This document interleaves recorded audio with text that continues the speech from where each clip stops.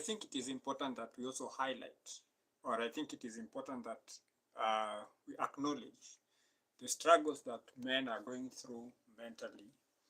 And for this, I want to just give an example of something which happened, I think, a couple of weeks or months ago, if not many months, maybe one or two. NTV, this is a Kenyan news station, put out a story which was titled "How Former D-Light CEO Nick Imudia Was Blackmailed to Death." Right? So this is a guy, this was a high performer male, right? Who was doing very well in the corporate field. And unfortunately for him, he was smart in terms of the corporate world, in terms of making money, but he was not smart in terms of his relationship with women. And this is not like hate towards all women, but to specific kind of women. He was married.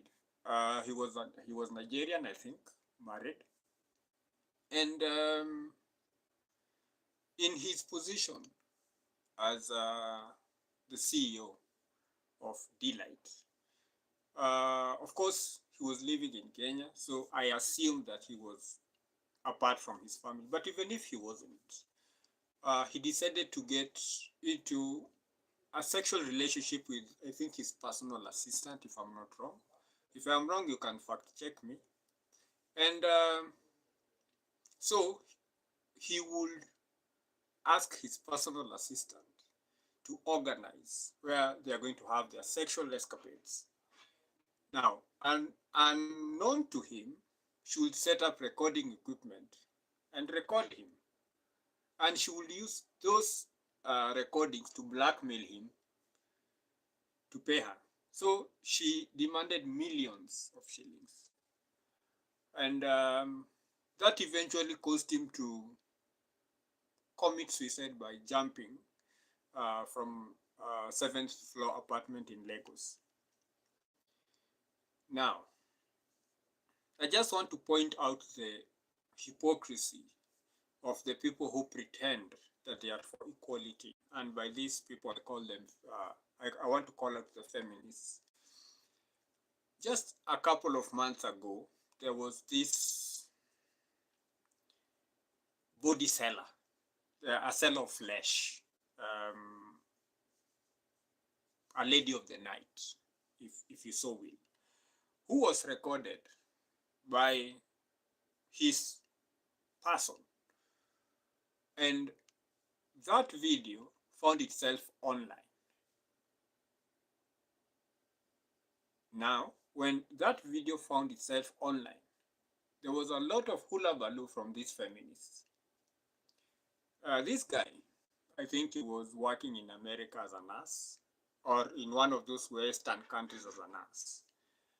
And these people were calling, number one, for his deportation and for him to lose a job because of allegedly recording and posting the video of this woman online. And it wasn't like them having sexual relations.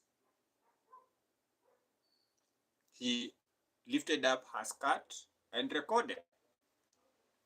She didn't have anything, protecting the environment down there.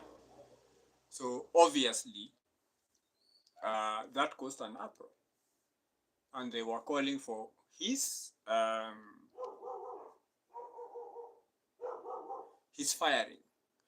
Now, what is interesting about all this thing is that she knew that the recording was happening. I apologize for the noise. The dogs are barking. I don't know what's wrong with these dogs. They just wait for when I'm recording so that they start acting a fool. Anyway, hopefully you still hear my voice. So, she knew she was being recorded because you can see the interaction while he's recording. So, and he's recording with the phone. She wasn't blacked out. She was interacting. She was walking around. She knew she was being recorded. Now, the story changed that it was not the issue of recording. It was the issue of uploading online. Fair enough.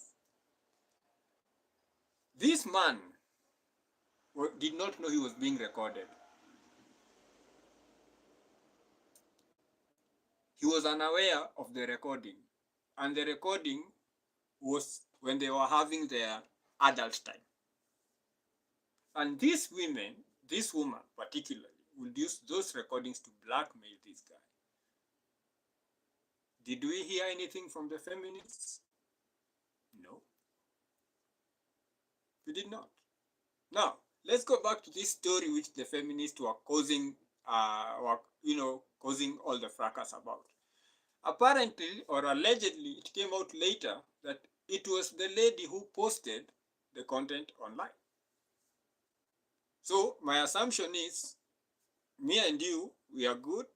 I record you, and then I send you the video recording, and then you decide to post it online, right? When it was alleged that she was the one who posted online, the feminists were quiet. You are calling for the firing of a person for allegedly posting this video online. And when it comes out that it's actually the lady or the woman who posted it online, you are quiet. Talking about men's mental health. So this is the issue that men have to grapple with. It is wrong when I do it. It is okay when she does it. We're just two genders in this world. Just two. Right? So if everything I do as a man is problematic, and when the woman does the exact same thing, it is okay because of the silence. So you don't have the right to come and tell me, no, it's not okay. It is okay because that's what you are signaling. If I had two kids and I punished one child for doing something, and then another child does the same thing and I punish that child, what does that signal? That it is okay for one child to do it, not okay for the other child to do it. That's exactly what we are saying in this society. And this is becoming, too much for the men.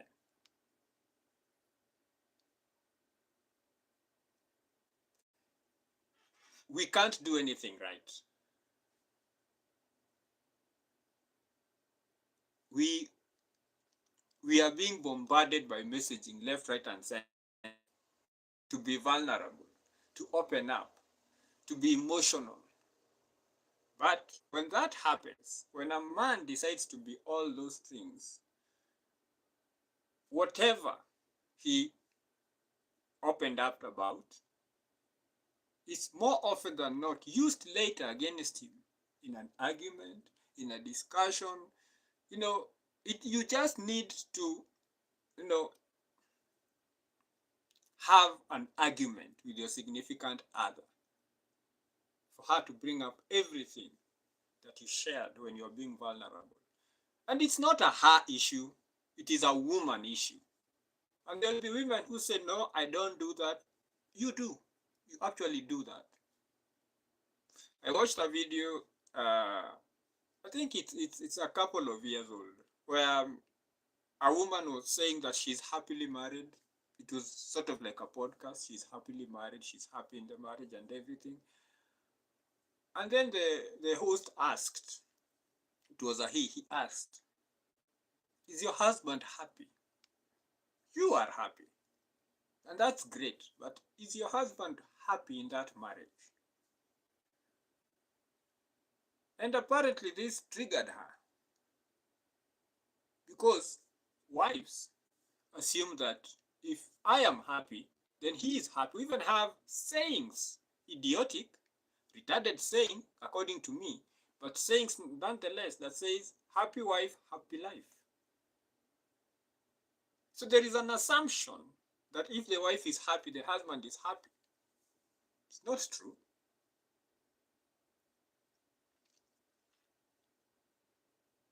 Men are going through a lot. They are expected to accept the modern woman, but still maintain his traditional roles.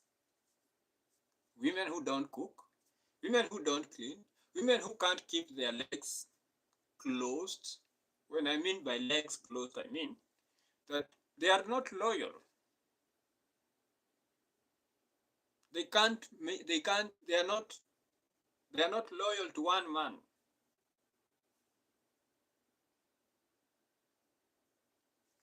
They have children out of wedlock before they get married, so they carry before they marry. But then it is not, just go online and watch all these, because there are so many of them, dating shows, dating podcasts, and you will hear a man is supposed to accept me the way I am. I am the table. But this man has to be 6 feet, has to be tall, dark, and handsome, has to be earning 6 figures, and has to be hung like a donkey or a horse. So women are allowed to have preferences, but men's preferences are misogynistic. This is what I'm talking about. Men can't do shit right.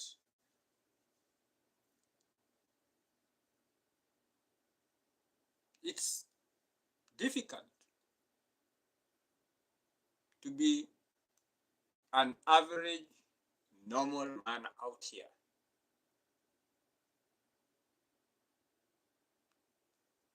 You are expected to provide, protect, lead, and all these things. And you're expected to lead somebody who is not expected to follow you. Let me repeat that. This person expects you to lead them, but you should not have no expectation of them following you. So when you lay down the rules as a man, you're called controlling, you are called insecure. And I, as a man, if a woman accuses you of being controlling and insecure, just say yes. But you have to live with it or you walk. So they've turned controlling to be something negative. No. Controlling is actually something good. What do we tell people about the emotions? Control your emotions. Control your emotions. What do you tell people about their life? In control of your life. So are you saying that when you're in control with your life, you're doing something negative? When you're in control of your money, of your spending, you're doing something negative. What kind of retarded shit are we talking about? What sort of brainworms is happening to us and our society? That's why I say, yes, I'm controlling. But you know what? You need that steering to control your car. Nobody will get into a vehicle that has a broken steering, because you use the steering and the pedals to control the vehicle. Now just imagine you get into a car and the person who is telling you to get into a car to drive tells you that, you know what, that steering wheel sometimes, just breaks loose. Sometimes when you try to turn it right, it will go left. And you know what? Sometimes when you press the brake pedal, it acts as the accelerator. On and off. Sometimes it will brake, sometimes it will accelerate the vehicle. And you know what? That gear shift, sometimes when you put it drive, it will be in park. Or when you put it in neutral, it will be reversing. Then they tell you, hey, here is a car. Have a great ride. How many people will get into that vehicle and drive? Absolutely zero. At least the people with an operating brain. Now, you want your man to protect you, because if you and I are out and something happens to you or something threatens you, I'm expected to potentially put my life on the line for you. But when I tell you, hey, I don't like the vibe in this place, let's get out, you tell me, no, I am a grown person, I will do what I want. Or when I tell you, hey, we are walking at night, and I tell you, look, let's walk in that street because there are street lights. You say, no, I want to walk on this other side of the street where it's dark. where we can't see shit. Now, when I tell you, hey, listen, you're not going to dress like that and be with me. Say, hey, you're being insecure. Oh, yeah. Why would you advertise? Why would you be showing people? You know, the purpose of advertising is when you want new customers. What are you advertising? Oh, you have to be secure. My dress, my choice. Good. Your dress, your choice. Outside the relationship. So men are going through a lot.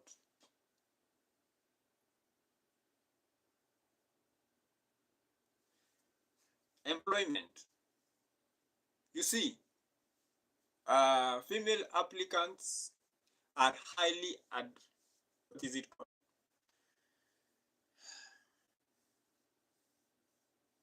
No, like they will have advantage. That word just decided to disappear from my head. You see it clearly in a job advertisement.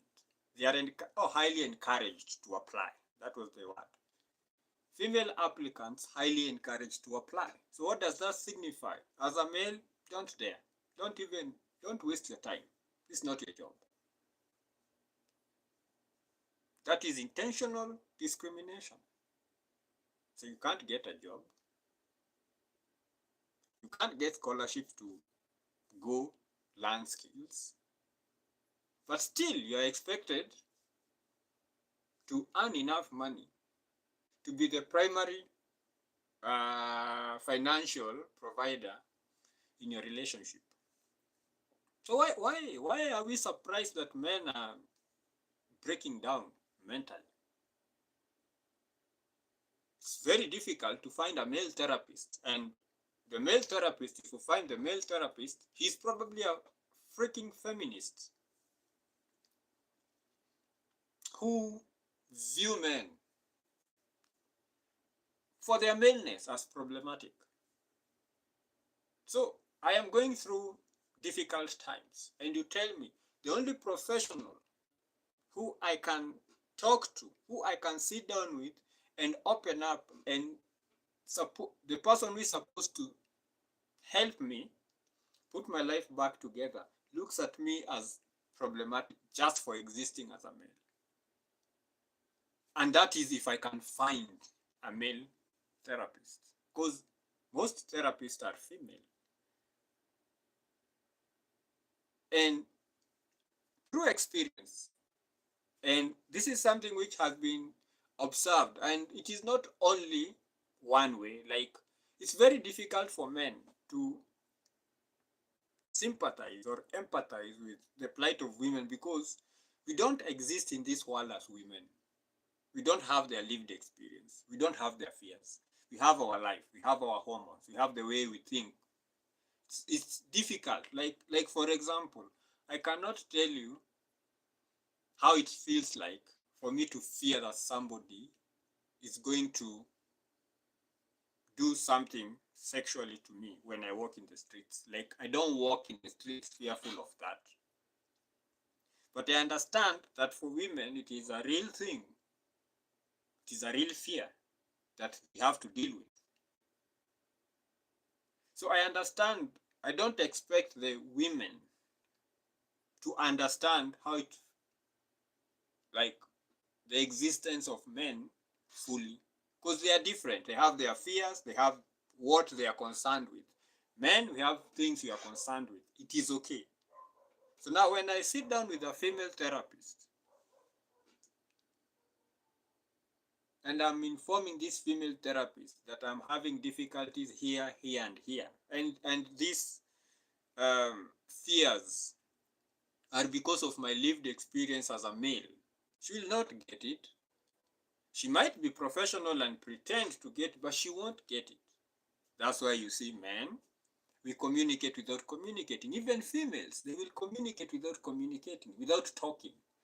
Just the look, the eyes, the way, a nod, they know what they are saying. Even men, just a look, a nod, or a shake of the head, or even just the way,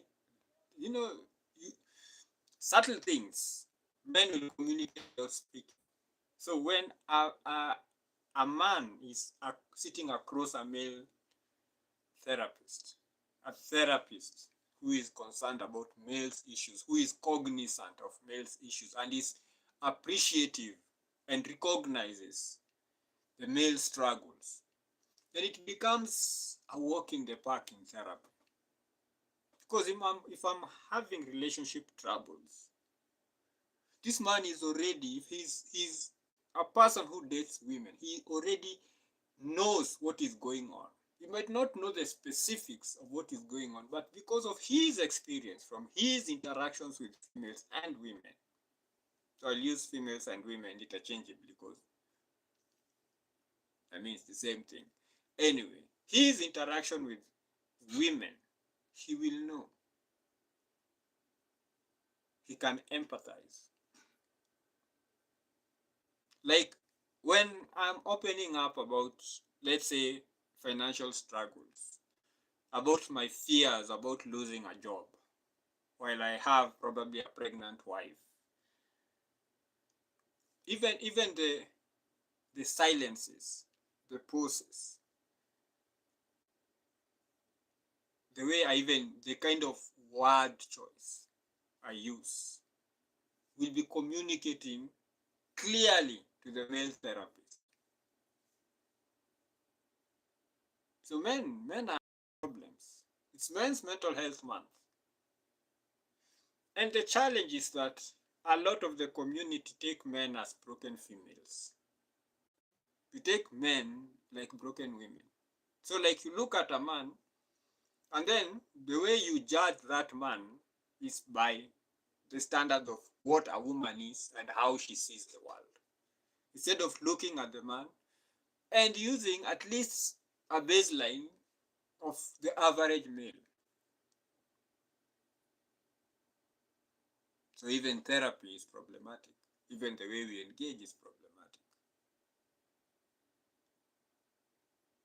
Men don't have to sit in therapy and talk about their issues. But that's how therapy has been designed. You come and you talk.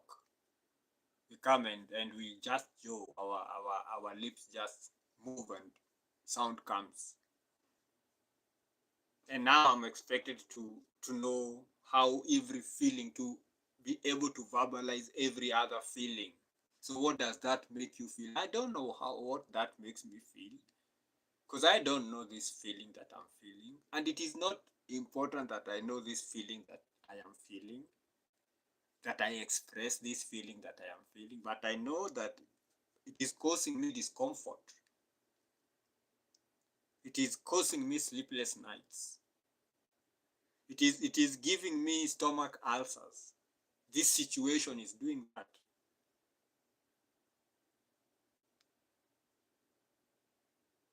Also, expecting men to just sit across you and just talk about their feelings and look, I understand that even the way therapy is designed, or where it came from, or how it came to be, was female centric, and it's okay. But now you want therapy which is male responsive. That's the only thing you're calling for, male responsive therapy. You'll find that the bartender, especially if the bartender is female, is providing more therapy to males out here than even 100 therapists are doing for males. Just that one bartender is providing a hell lot of therapy. So one of the things which we can be made responsive is, can we look at the people who are in that industry, who work those jobs, and then capacity build them on how to respond or how to provide therapy for men, therapy quote unquote, and how to refer. Give referrals. How to keep the conversation going to get this man to open up. You know, because they say the whole point of therapy is for you to get it out. Does it matter if I'm sitting across you in a therapy room, or I'm sitting across a bartender in a bar? Does it matter? What matters is that I get it out. If that is the point of therapy, is to get these things out, and then get the bartender to refer this person. You know what you are going through is serious. Would you mind seeing this person, giving this person a card? Would you mind seeing that person, to see if you can explore those issues deeper? The other issue will be what is it about the bar? What is it about that setting that makes men comfortable to open up? And people can say alcohol, which I can concede, but also without the alcohol, without this person being drunk, there is a comfort, there is a feeling of safety in a bar. Of course, there is the risk of alcoholism, but there is some sort of comfort, safety. Men feel safe in that setting. If you're talking about male responsive therapy, why can't we ask ourselves, okay, what makes men feel safe in this setting? And how can we make therapy or the therapy room feel similar? Male responsiveness. So just wanted to talk about men's mental health month. Just tell me, you know what? Life is hard. That's a truism that we all need to hear. Life is hard. Not a lot of people will come in to help. Not a lot of people will do that. But as men, although we have the chiefs are stuck against us, we're still doing good. So every day you wake up and you go to sleep and you wake up the next day and you go and do what you need to do and you come back, just know you're winning. Just feel encouraged. You're winning as a man. Take it one day at a time. Today doesn't feel like it, but tomorrow, today which will be yesterday, will be better. You'll see it in a new light. So though you don't feel like today is better than yesterday, tomorrow you will know that today was better than the day that you are in. So just take it one day at a time. You're winning. If you find a therapist who works, please recommend to other men. Because there are those females, males, you just find this diamond, this precious, this one precious person who just works. Let's share and say, hey, you know what? I found these therapists work wonders for me. You should try them. Because you also need to big up therapists who work for us, who understand us. Get more men towards those kind of therapists. I know they are there. Not all female therapists just look at men as the problem. Not all male therapists look at men as the problem. So you'll find that one person, or 2, or 10. Let other men know. Let other men know. Help a brother out. Connect this brother. Wacha watu wajue that if you go to such and such therapist, just go to such and such a firm and ask for so and so.